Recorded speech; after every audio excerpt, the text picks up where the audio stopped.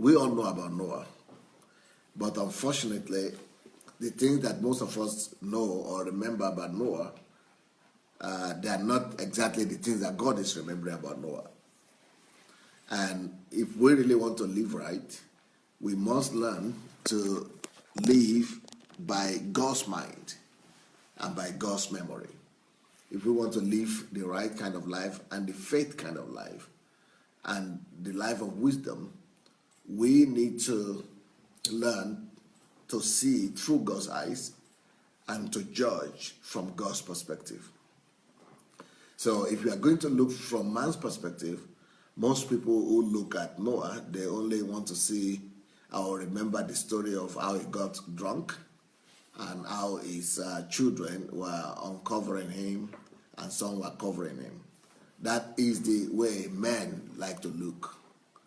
But God's opinion about that man, totally different. And when God was writing this book of the Annal of Faith, the book of faith, which is Hebrews chapter 11, God was aware of the fact that he was drunk. And God knew about the fact that he had a challenge with his children. But God never put that in the Bible. God never put that in the Bible. It is important for us to know he didn't put that in that annal of faith. He didn't put that in the book of Hebrews. Because God is looking at this man from his perspective. And from perspective of God is from the perspective that we should live from and we should look at. We should be judging the world and judging events on the earth like God judges them.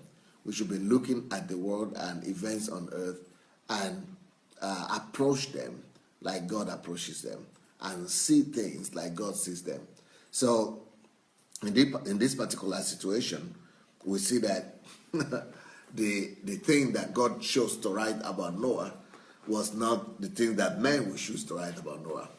God was choosing to write about Noah as a man of faith, as a man that is one of the first ones, one of the top ones that were mentioned in the book of Hebrews.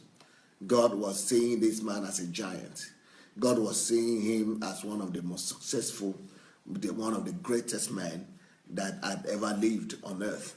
And so God included him in his book of the great men of faith.